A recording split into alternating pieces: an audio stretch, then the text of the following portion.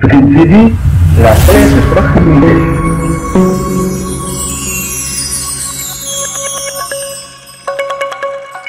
Voilà, asalaamaaleykum yéen suñu mbokk internet yi nga xam ne yéen a ñuy suivre en direct sur la télé Pikine TV ñoo ngi leen di nuyu fépp fu waay mën a nekk moo xam ci biir réew mi wala ci bitim réew mi émission yoonu ndaw tey mu ngi fii ci Pikine ñu nar a waxtaanee li nga xamante ne ni moom moo jëm ci wàllu mbalit mi buñ ko waxee nag dinañ wax ci wàllu environnement dinañ wax lu bëree bëri loo xam ne moom moo nekk si réew mi ci ñu gis ko jamono yi nga xamante ne nii ñu ngi ko mujjee génn ñu ngi ko gis ci wàllu réew mi loo xam ne fépp foo jaar ñu ngi koy gis mu set.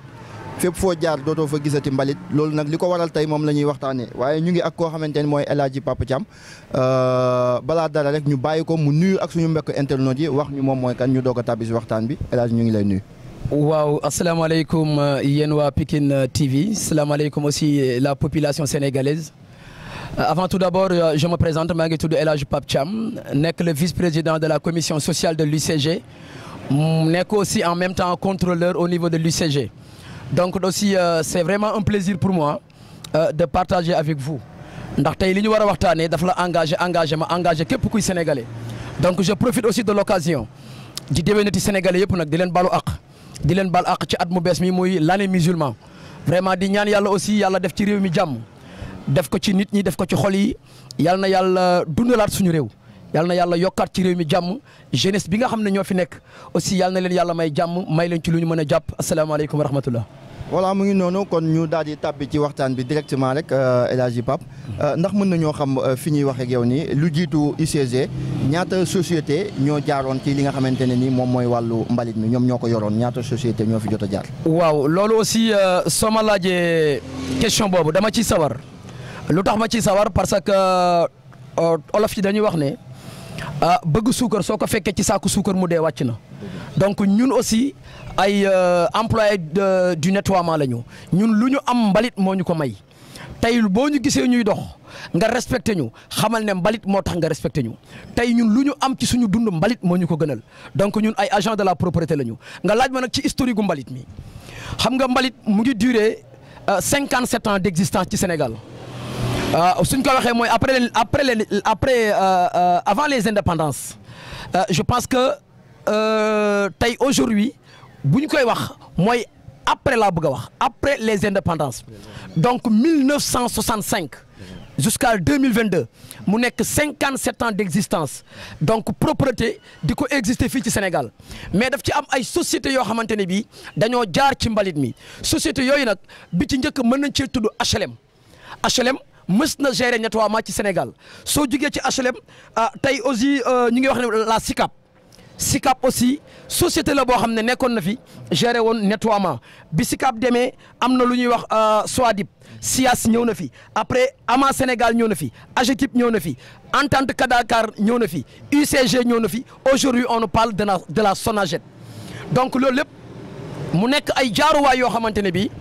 la propreté tey jaar na ci entreprise ci turu société yu mag yooyu yëpp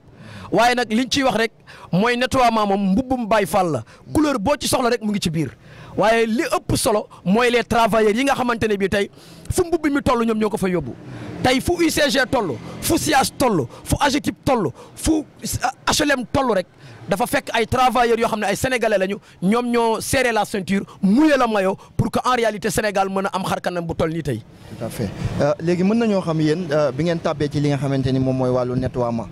ba léegi ndax mën ngaa wax ak sénégalais yi ba xam yan jafe-jafe moom ngeen siy jànkonteel dëgg. waaw xam nga boo ma laajee jafe-jafe yi ñu ciy jànkonteel ça me fait vraiment plaisir. que ma wax la jafe-jafe yi nga xamante ne bi ñu ngi koy jànkonteel te amul benn sénégalais bu koy jànkonteel fii ci Sénégal bi ci njëkk mooy xam nga tey Pikine TV moo seet si waa nettoiement tey dafay jaadu nag pour ñu wax ak opinion publique bi wax ak opinion internationale bi pour ñu xam ñi nekk ci wàllu mbalit mi ñun jafe-jafe yi ñuy dund loolu dafay jaadu pour ñu xam ko jafe-jafe yi bi ci njëkk moo di yow sénégalais nga man sénégalais la ñi ñuy suivre ay sénégalais lañu waaye ñun ñëpp xam nañu ne am na ay épidémies yu fi daan am. épidémie yooyu nag tey mën naa cee citer benn boo xam ne mu ngi tudd choléra te choléra bu ñu koy wax c'est la maladie des mains sales choléra dafa ñëwoon Sénégal lëmbe Sénégal bëri ay bakkan yu choléra faat te li tax muy faat nit ñi mooy dañ ne choléra saleté moo koy indi donc ñun ñuy liggéey ci mbalit mi ma lay fàttali ne la ñaar rek la nit mënul dëkkal ci kër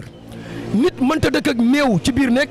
nit mënta dëkk ak mbalit ñun nag kenn bëggul néew kenn bëggul mbalit lu ñun moom li kenn bëggul ñun ñoo koy jël muy mbalit uniquement pour sauver la population sénégalaise et puis je vous rappelle que les agents de la propreté ñiy liggéey ci mbalit mi ñooy les premiers secouristes du Sénégal ñooy les premiers médecins du Sénégal ñooy les premiers sapeurs pompiers du Sénégal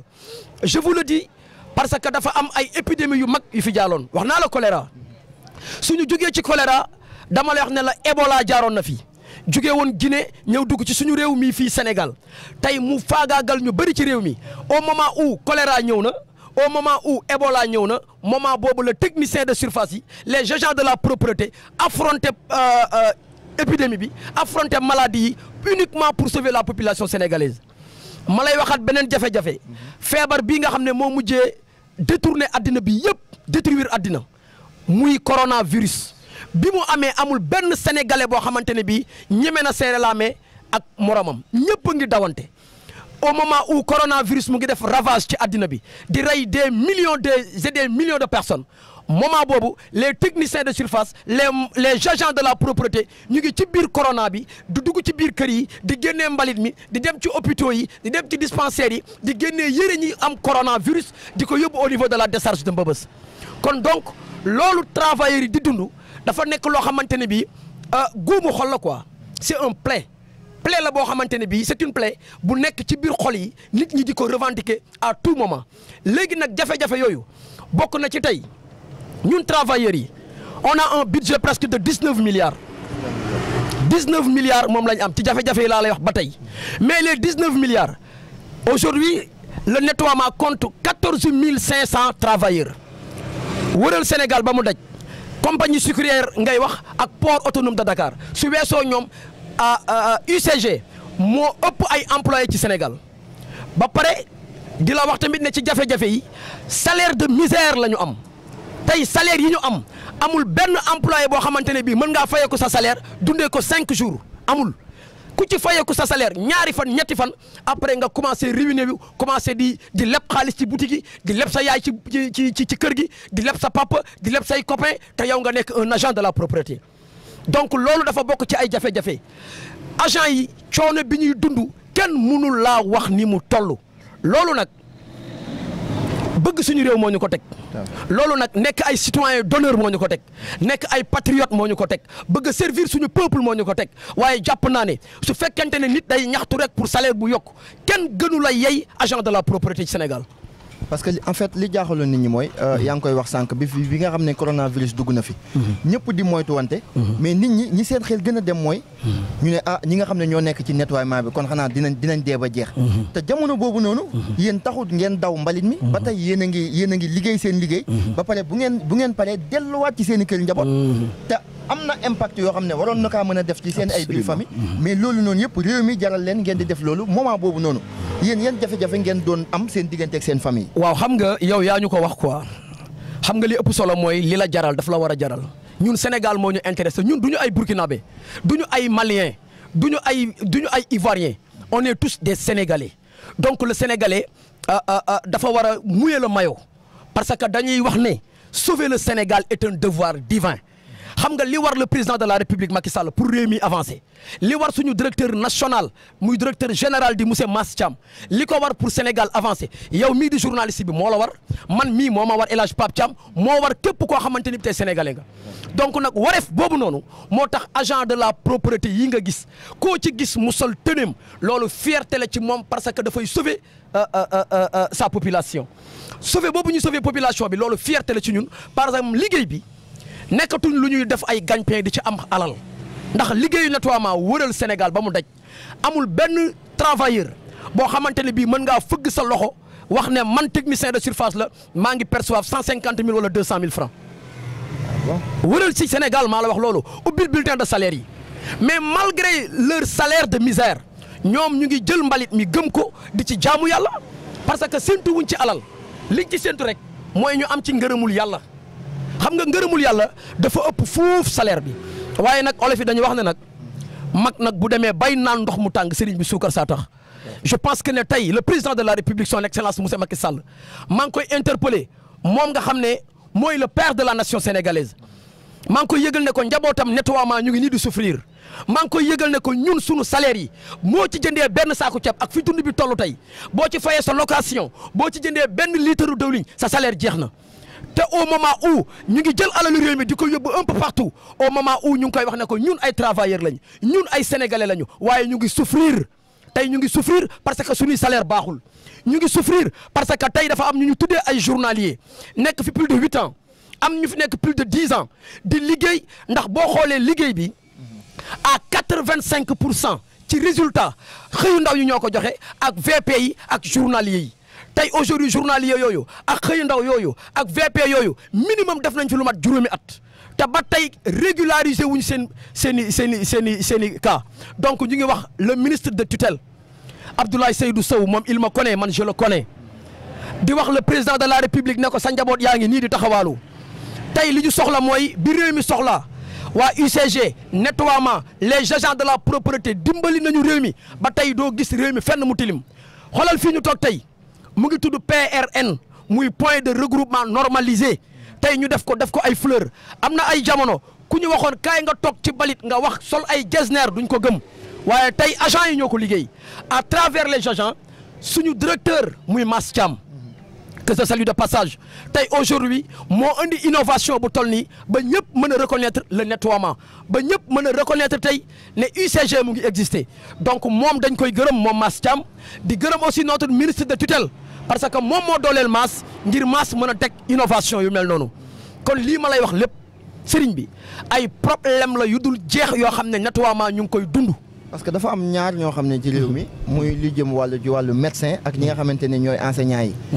saa bu ñu grévé réew mi yëg ko ndax ñoom dañoo bokk si suñu yor réew mi mais ñi yor wàllu nettoiement saa bu ñu téyee seen loxo ndakaaru ak li ko wër yëg ko mais en ce moment là lan la gouvernement bi def pour yéen. waaw xam nga sëriñ bi da ngaa tudd point yu doy waar da ngaa tudd wàllu mooy le corps santé mooy ñu yore sunu wérgu yaram ñu ngi leen di saluer de passage muy les médecins du Sénégal ci liggéey bu extraordinaire bi ñuy def ñoom aussi parce que bi Covid bi jotee ñun ñëpp gis nañ coono bi ñu ci daj les enseignants aussi muy le système éducatif dañ leen di sant di leen gërëm parce que yonent yàlla Muhammad sallallahu alayhi wasallam dafa waxoon ne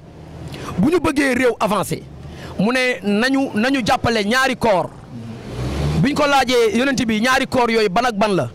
mu ne bu ñu bëggee réew avancé nañu jàppale le corps santé mu ne ndax réew bu ñu bëggee mu avancé doomi réew ma dañoo war a am santé dañoo war a wér. donc médecins yi mention spéciale ñu ne ko beneen corps bi ban la mu ne le système éducatif yonent bi sallallahu alayhi wasallam moo ko wax nee na nañ jàppale jàngalekat yi parce que réew xam-xam moo koy doxal te xam-xam jàngalekat moo koy defar mais man dama wax ne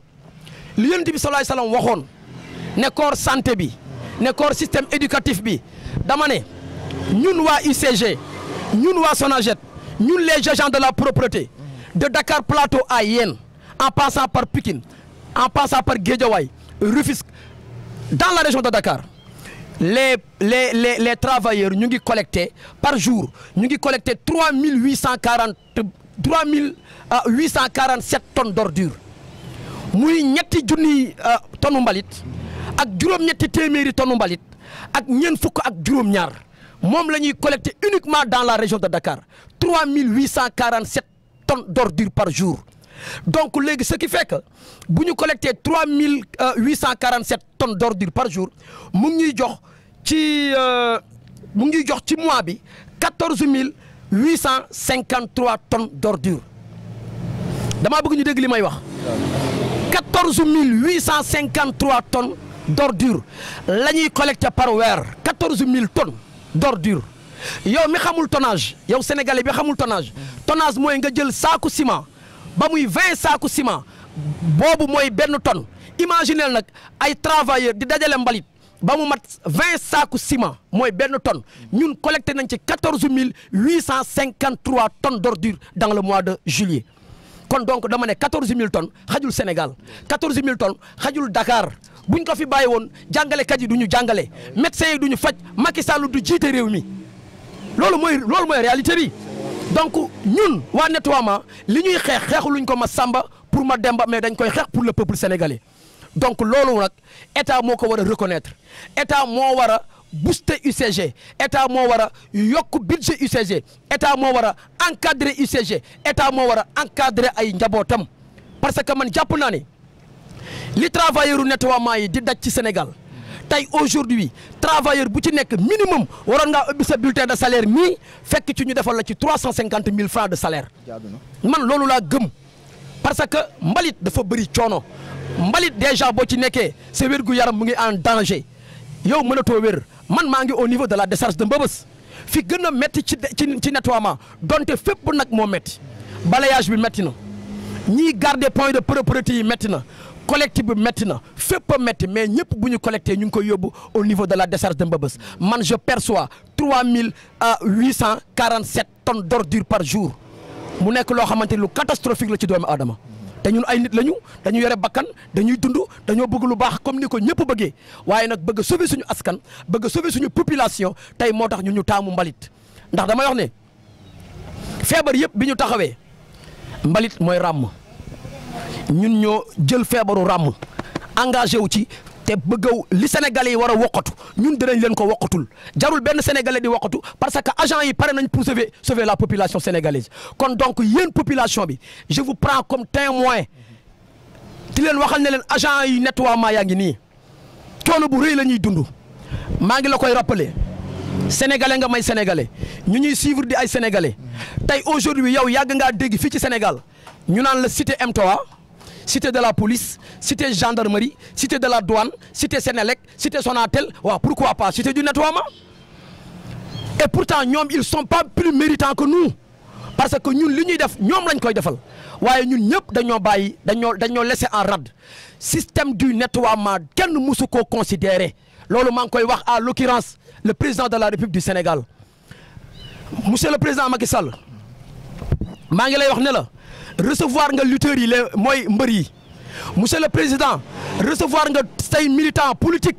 monsieur le président recevoir nga corps éducatif recevoir nga corps santé recevoir nga armée bi recevoir nga jaaykatu keccax yi recevoir nga jaaykatu jën yi ba mu des le secteur du nettoiement monsieur le président ñu ngi lay wax ne la amuñu yaakaar ci kenn ku dul yow agent yaa ngi nii nag di liggéey matin midi soir tey Sénégal bu setee grâce aux travailleurs du nettoiement ñu ngi lay wax ne la audience la ñu soxla ak yow pour que travailleurs yi jàkkaarloog yow monsieur le président pour wan la li ñu liggéey ci réew mi pour wan la ne la ñun dañoo mérité li suñuy morom mérité sinon peut-être leneen mën na xew te ñun bëgguñoo yàq réew mi sëriñ bi. voilà di leen fàttali même wax na sax ak jakartamaan yi parce que tamit pourquoi pas ñii parce que damay wax rek ne li jëm ci wàllu nettoiement liggéey la boo xamante ne liggéey noble la ndax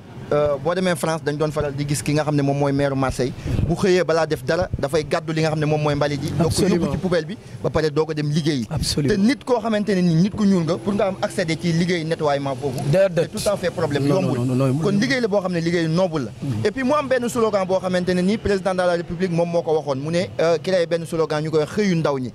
UCG fexe ba réussir li nga xamante ne ni moom mooy recrutement bi ba fépp foo dem fi mu toll ni ci Sénégal yaa ngi gis ay jeunes comme ñi ma jàkkaar lool ñu taxaw nangoo dugg ci li nga xamante ne ni moom mooy liggéey mbalit ba di ci liggéey dugguñ ci rek pour bëgg cee dugguñ ci rek pour tamit lu neex réew mi wala lu neex waa réew mi dëgg la loolu yëpp ci la waaye dañ cee dugg yi te xam ne liggéey la te war nañ see mën a dimbali seen bopp dimbali si tamit seen i ay waajur naka ngeen def ba réussir li nga xamante ne ni moom mooy recrutement bi ba ndaw ñi tamit nangoo accepter dugg ci li nga xamante ne ni moom mooy métier bi waaw loolu aussi xam nga dañ ci gërëm tamit le président de la République parce que man je suis une personne boo xamante ne bii su waaye boo defee lu baax dama koy tudd boo defee le contraire lu baax dama naan lii baaxul wala ma maandu ci donc le fait que le président de la République lancé xëyu ndaw ñi UCG recruté na ci 8500 jeunes xam nga 8500 jeunes loolu di 800 personnes loolu c'est vraiment autre chose uniquement dans la région de Dakar li ñu ci recruté ci ay jeunes kenn xamul nu mu toll le reste aussi les 4000 et quelques jeunes ñu ngi leen départagé dans les régions dans les pôles régionaux donc loolu aussi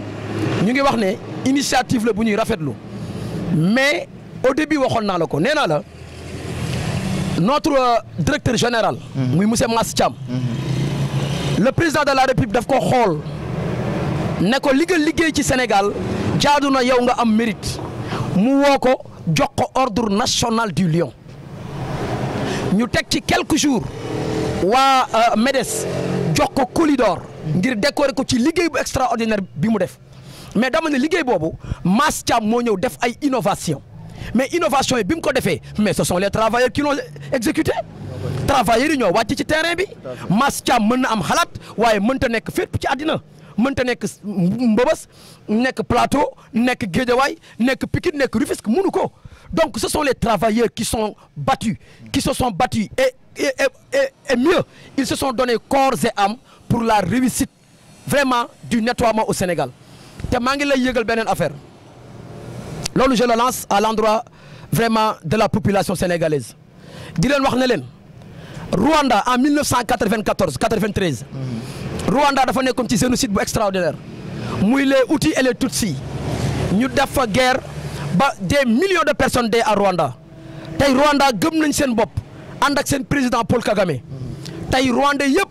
dañoo nekk ci derrière Paul Kagame ñu liggéey Rwanda ah may jàpp ne en 94 Pikine laa wax Pikine département de Pikine moo gënoon a développé Rwanda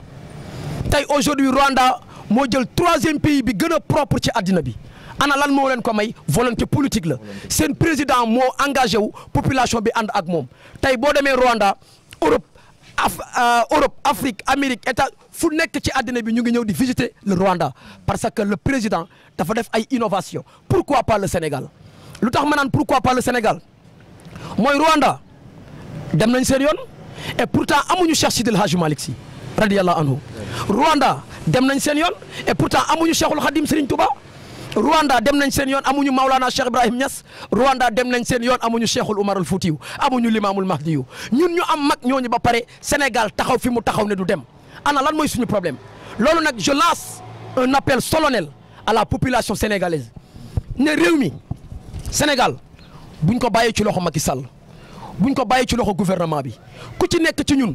da nga am rôle ak responsabilité bu la war ci Sénégal pour ñu war ko doxal pour que Sénégal mën a raw Rwanda pour que Sénégal mën a raw ay nawleem yi nekk ci Afrique mais buñ ko bàyyee ci loxo Macky Sall bàyyi ko ci loxo gouvernement bi ñoom mënuñu ñi mën mooy population parce que la population est souveraine donc loolu maa ngi koy lancer appel que population bi nañu wàcc à la base nañu liggéey réew mi ànd ci ak état du Sénégal ëllëg nag ku fi yàlla di andi ñu xam ne kii la fi yàlla di andi mais li fi jot a nekk nañu gëm yàlla àndandoo bokk ndey bokk bàyyi liggéey pour le compte du Sénégal man lii rek laa ciy lancer appel ci côté boobu. voilà mu ngi noonu léegi sëñ Pape. ndax mën nañoo xam tamit diggante UCG ak ñi nga xamante ne ni ñoom ñooy SONAGED. naka la demee. waaw sant yàlla parce que UCG c'était juste une coordination UCG dañ ko fi tegoon pour que en réalité mu mën a jël aussi relève bi pour que aussi li fi nekkoon muy au temps de Entente Kadakar nga xamante ne bi il avait dirigé par un grand monsieur que je salue de passage mooy monsieur Moussa Tine ndax man tey su ma demee ba siyaare Seydouna Muhammad sallallahu alayhi wa sallam man mbalit moo ma yóbbu Makka man Moussa Tine moo ma yóbbu Makka donc man dama koy saluer de passage donc boo gisee may wax loolu aussi mooy UCG unité de coordination la de la gestion des déchets loolu nag bu ñu koy wax mooy unité mooy nekk benn de unité de coordination la coordination mooy benn kuréel la boo xamante ne bii dañ leen a am benn pàcc bu ñu leen dénk ci réew mi li ñu leen dénk nag mooy la gestion muy càmbar li nga xamante ne bii mooy wàllu mbalit mi ci réew mi donc loolu moo taxoon a jóg UCG waaye ñun en tant que des travailleurs UCG musuñoo arrangé parce que UCG amuloon benn base juridique reconnue juridiquement par l'État du Sénégal vous voyez tey aujourd'hui nag le président de la République ñu ngi koy saluer ci loolu parce que jéem nañ ko ci jamonoy Senghor suñu papa yi sottiwul suñu tonton yi ak suñu mag yi jéem ko ci jamonoy Abdou Diouf ak Abdoulaye Wade sottiwul kon bu sottee ci Macky Sall loolu dañ ko koy santé parce que ñun li ñu bëggoon mooy UCG ñu def ko une société nationale kon donc SONAGED dafa ñëw vraiment ñëw à son heure parce que ñun dañu soxla woon une société nationale parce que dañoo war a jóge ci ay unité de coordination pour mën a nekk aussi tamit sous-traitant la woon quoi UCG. waaw xam nga UCG c'est-à-dire que bi nga xamante ni bi jëlee nañu fii Entente Kadakar Entente Kadakar aussi dafa nekkoon benn société boo xam ne il avait vraiment ses potentiels et puis il avait vraiment aussi ses ressources ba pare reconnu juridiquement par l'État du Sénégal donc ñi jaaroon Entente Kadakar yëpp ñooñu dañu am ay embauche vous voyez par rapport ak UCG mënul recruter UCG mënul def augmentation de salaire UCG mënul embaucher donc nag Sonaged moo ko mën donc ñu ngi wax Mass Thiam moom nga xam ne moom la yàlla dogal tey Sonaged bii ñëw ci moom ci reñam moom Mass di ko wax ne la liggéey bu extraordinaire bu mu liggéey moom moo récolter les fruits yooyu nag tey moom moo jur la Sonaged muy société nationale intègre de la gestion des déchets donc Sonaged dafa gën fuuf UCG waaye li UCG di baax li Sonaged di baax su ci ay agent nekkul ñoom ñaar ñëpp amuñu sens kon donc li ci am solo mooy les travailleurs d'abord li ci am solo mooy agent yi nga xam ne lu UCG am agent yi ñoo ko jox lu Sonaged di am ëllëg aussi agent yi ñoo koy jox parce que agent yi ñooy priorité ci Sénégal. parce que dafa am voie de développement boo xamante ni da ngeen koy jël te ma si doon waxtaan ak ay sénégalais yoo xamante ni bokkuñu sax ak Macky Sall gis-gis mais koo si wax mu ne la ñi yor UCG ak ñi nga xam ne ñoom ñooy liggéey tubaar fakal la macha allah gàcce ngalaama ndax nu ngeen def ba réussir li nga xamante ne mooy seen emploi du temps ba nga xamante ne nii léegi à 19h sax da ngay gis ñii di yéeg si kaw oto yi pour fas yéene dem gontu mu am ay relève voie de développement bu ngeen jël te loolu kenn mosu ko gis ci Sénégal. waaw alhamdulilah xam nga yaa ne kenn mosu ko gis Sénégal loolu sant yàlla la mais olof yi dañuy wax ne ab tegale su guddee te daanuwul ba jiitoo jub c'est-à-dire que notre directeur général moom moo wane une vision boo xam ne tey tous les travailleurs dañoo rangé wu derrière lui bi mu ñëwee dafa njëkk a indi ay innovation mais wax la tey ci innovation yi fii ñu toog tey ci innovation yi la bokk muy point de normalisé yi bon loolu ci innovation yi la bokk beneen bi mooy Allo Déchet benn structure la bu ñu créé au sein de l'UCG nga xam ne yow sa koñ soo amee benn maison abandonnée boo xamante dañ faa sotti ay mbalit soo bëggee ñu jël si ko da ngay woo Allo Déchet boo ko woowee dañuy ñëw indi une équipe ñu ñëw defar maison abandonnée boobu génnee mbalit mi yëpp yóbbu ko au niveau de la décharge de Mbeubeuss loolu ci innovation yi la bokk. doo ci fay dara non doo ci fay dara loolu c'est gratuit. même bu fekkee nekkul sa terrain. non même bu fekkee nekkul sa terrain nekkul sa dara c'est gratuit loolu dañ ko def pour dimbale ko population sénégalaise. après di nga leen jox numéro bi. waaw donc am na numéro après dinañ leen ko jox pour que képp koo xamante ne bii soxla nga Allo Déchet bi soo wootee Allo Déchet gars yi dañuy ñëw jëlee la sa mbalit beneen bi mooy am na beneen innovation bu mu def tuddee ko Allo Grava yow boo doon wut sa chantier di tabax nga toj sa kër boobu nag c'est payant parce que yaa toj sa kër da nga koy aménager aménagement boobu nag tey UCG dafa teg benn plateforme tuddee ko Allo Grava boo fa wootee aussi tamit UCG mooy indi pokolin indi oto indi camion indi lépp pour jëlal la sa grava am na beneen innovation bu Mass Thiam def innovation bi mooy bi mu ñëwee automatiquement dafa def plan d'urgence de Dakar def plan d'urgence de Pikine def plan d'urgence aussi de Rufisque xool les départements yi nga xam ne ñoo nekk dans la région de Dakar mu créé fa ay plan d'urgence yooyu nag dañuy jël lu mat 1000 employés tasaare leen dans le département de Pikine ñuy liggéey matin midi soir pour que Pikine ku xëy suba dootoo fi gisati benn mbalit bu fi taxawaalu donc def na ko Dakar def na ko Pikine ñu ngi koy def aussi tamit dans les régions innovation yi aussi bokk na ci li ñuy woowee les UVS waaw mooy unité de veille et de sensibilisation tey aujourd'hui am na tamit lu ñuy wax les fagu gueule ay xale yu jigéen la yoo xam ne dañ leen a habillé ba mu rafet xale yu jigéen yooyu dañuy wër ci marché yi di wër ci hôpitaux yi di wër aussi dans les places publiques di wër fu nekk ci Sénégal di conscientiser nit ñi di leen fàttali na leen mbalit dañ ko war a préserver mbalit dañ ko war a am nuñ koy toppatoowee ba bu ëllëgee képp koo xamante ne bii am nga envie pour liggéey ci mbalit nga mën cee ñëw bokk na tamit ci innovation yi bu njëkk les bacheliers kenn bëgguloon dugg ci mbalit mi tey boo xoolee les universitaires ñi nga xamante ne bii am nañ bac plus ñu ngi tey ci biir mbalit mi di ci liggéey parce que Mass Thiam moo innové mbalit ba tey étudiants yi di xëccoo mbalit mi mu valoriser ko ba tey ji ñëpp bëgg mbalit tey bu ñu toogee fii ba def ay pot de fleur def fi ay coquillage def fi du n'importe quoi tey mu am lampadaire am lépp vraiment loolu dañ koy sant yàlla di sant aussi Mass ci innovation yi mais loolu dafa fekk ne li olof yi di wax ne feccum liir bu neexee yaay ja moo tey ci mbagg yi je pense que ne tey le ministre notre ministre de tutelle Abdoulaye Seydou Sow nga xam ne dañ koy saluer de passage moo jàppale notre directeur général muy Mass ba pare Abdoulaye aussi su amee ndam loolu mën nañu wax ne le président de la République moo ko may donc loolu aussi dañ koy saluer de passage quoi vraiment. voilà mu ngi noonu mbokk yeeg xarit yi yéen ñi nga xam ne yéen ñu suivre en direct sur la télé Pikine TV émission yoonu ndaw mu ngi noonu comme ni ñu ko tàmm di defee saa su nekk rek waaye may wax rek di lancer message gi nga xamante ne mooy son excellence monsieur le président de la république monsieur Macky Sall bi nga xamante ne nii xale yi dañu jël yoon boo xamante ne nii muy yoonu géej gi ñii di dee ci Méditerranée bi ñii di génn réew mi ngir lan ngir bëgg a dem ci beneen réew ngir wuti xale yooyu tey fi mu toll nii ñoom ñoo nekk ci biir réew mi xale yooyu tey fi mu toll nii ñoo fas yéene toog ci biir réew mi liggéey ci biir réew mi tekkee fi waaye damay wax ne képp koo xamante ne nii yaa ngi ndaw nga nangoo jël engagement liggéey ci wàllu nettoiement muy UCG war nañoo améliorer li nga xamante ne nii mooy sa wàllu payoor ba nga xamante ne nii yow képp ku la gis yow daf lay naw waaye yow dootoo naw kenn képp ku la gis dina bëgg a dugg si liggéey bi nga nekk waaye yow dootoo ñeeti kenn wala ngay bëgg a dem fenn loolu nag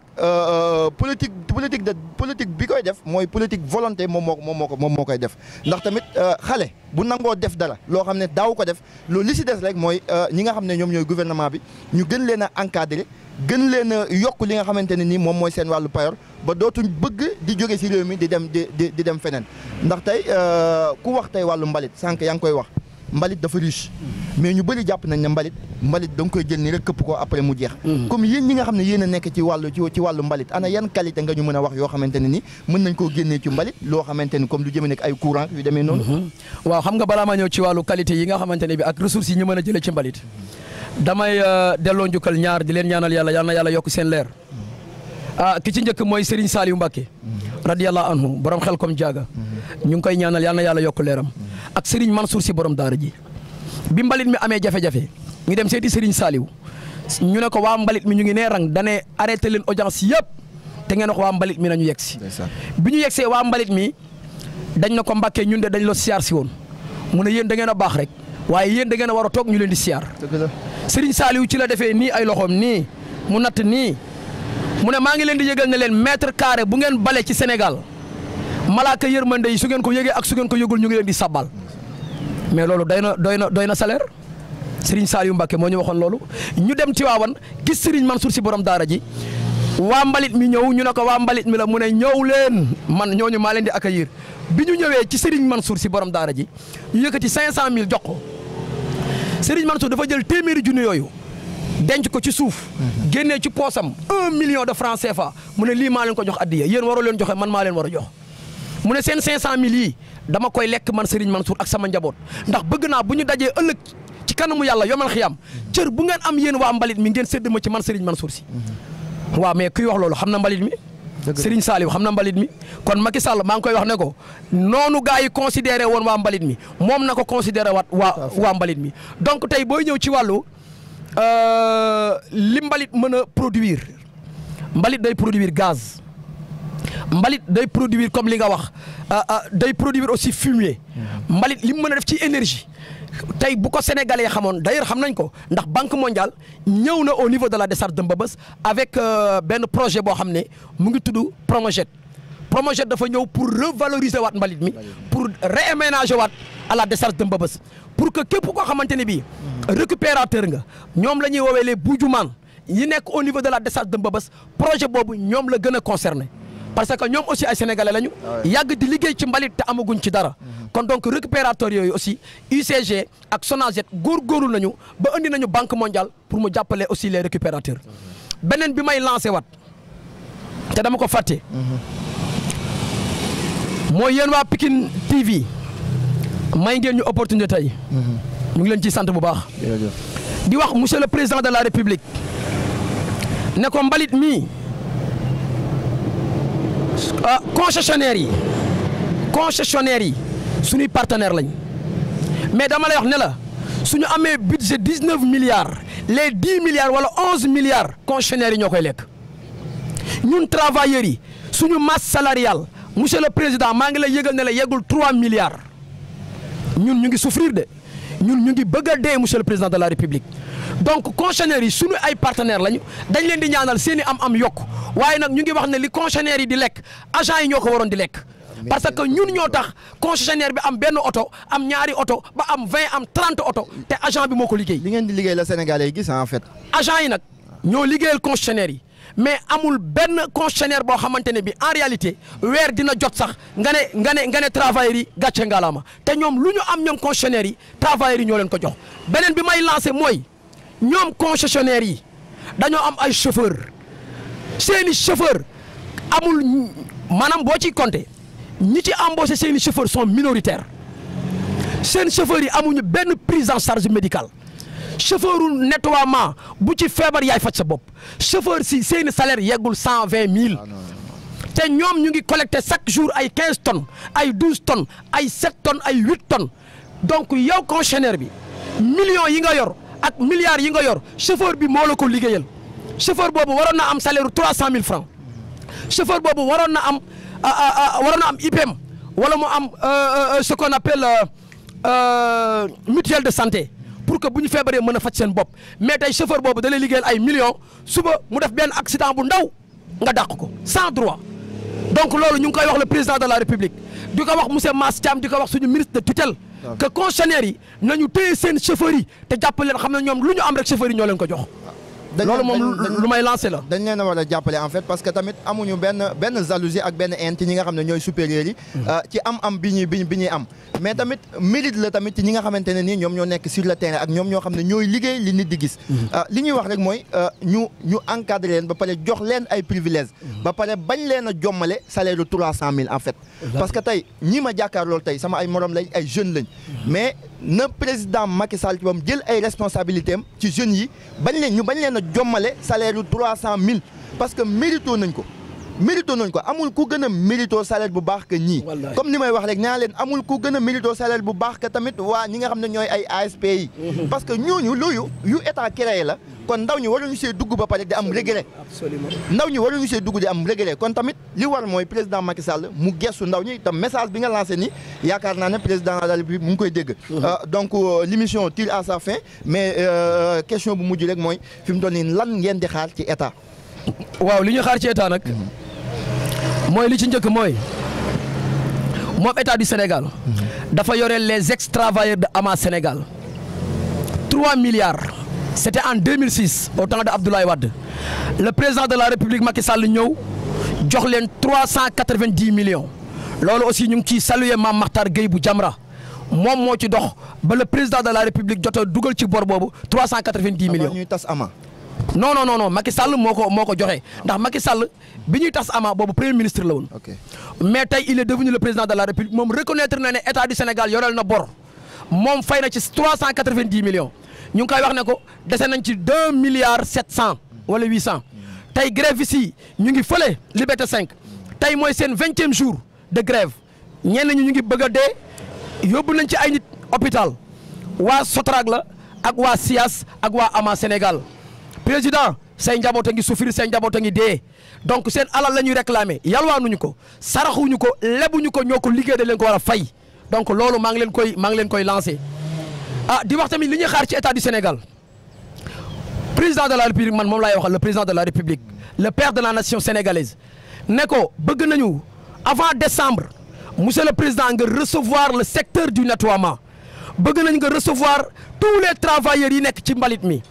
yaa ngi recevoir ku nekk waaye ñun kenn gënuñoo mérité pour nga recevoir ñu parce que dañoo am ay doléances monsieur le président doléances yi duñ ko wax ma Samba nii ma Demba parce que vous êtes le père de la nation sénégalaise lu ñu am lu ñuy ñaxtu ci yow la ñuy ñëw di la wax ne njabootu nettoiement ñu ngi nii amuñu kër gu ñu dëkk monsieur le président suñuy salaire baaxul monsieur le président fii ku feebar doo faju monsieur le président suñu prise en charge dara baaxu ci monsieur le président ñu ngi la koy wax ku am tawat ku am soxla ku am doléance yow la koy wax mbalit mi ñu ngi lay tawat seen bopp di la wax ne pour nga recevoir ñu incha allahu rabbi ñu wax la ñun lan mooy suñu doléance ak lan la ñu fas yéene liggéey Sénégal pour Sénégal jëm kanam asalaamaaleykum wa rahmatullah kontaan nañu asalaamaaleykum wa rahmatullah mu ngi noonu El Hadji Pape Thiam ñu ngi lay sant bu baax di la gërëm di am mbégte ak kontaan ci dalal bi ñu la dalal fii sur la télé Pikine TV kaddu yi rafet na yaakaar naa ne kii di président de la République dégg na kaddu yi te dégg na li nga xamante ne ni moom mooy jàmba ji dégg na tamit li nga xamante ne ni moom mooy liggéey bu rafet bi nga xamante ne ni def ngeen ko ci réew mi waaye li ñu jaaxal rek mooy gisaguñu benn directeur wala ñi bokk ci ñoom ñoo xamante ne nii ñoom ñu ngi def grève de faim wala ñu ngi ñaxtu kon ñi nga xamante ne nii ñoom ñooy ñaxtu nañu jàpp ne bu du koon ak ñoom réew mi du dox tey imaginer leen rek rue bi nga xamante ne nii moo jëm palais wala li taxaloog palais mu am mbalit naka la ko réew mi di xoolee naka la ko waa bitim réew di xoolee kon la fa jëlee mbalit mi duñu ay jinne duñu ay malaaka ay nit lañ te nit ñooñu tey ñoo toog ak ñun nii tey di wax ak ñun li nga xam ne moom mooy jafe-jafe yi amul ku gën a méritoog ci ñoom toog ak ki nga xam ne mooy président de la république ñaxtu ko li ñu koy ñaxtu mu dégg leen te saafara seen ay jàmbat yaakaar naa ne loolu moo nekk ci ay xolu sénégalais yu bëri ak ay xolu ndaw ñu bëri loolu bu amee dina nekk loo xamante ni mbégte la si liggéeykat yi waaye mbégte la ci sénégalais yëpp ndax seen liggéey sénégalais gis nañ ko te rafetlu nañ ko émission yoonu ndaw nii la koy defee saa su nekk Khadim sur la télé Pikine TV ki nekkoon ci micro bi Ibou Ndiaye la technique bi Khadim moo si nekk ñu ngi leen di sant leen gërëm di leen jox di darje ba beneen yoon jërë ngeen jëf. Pikine TV, la télé de proximité.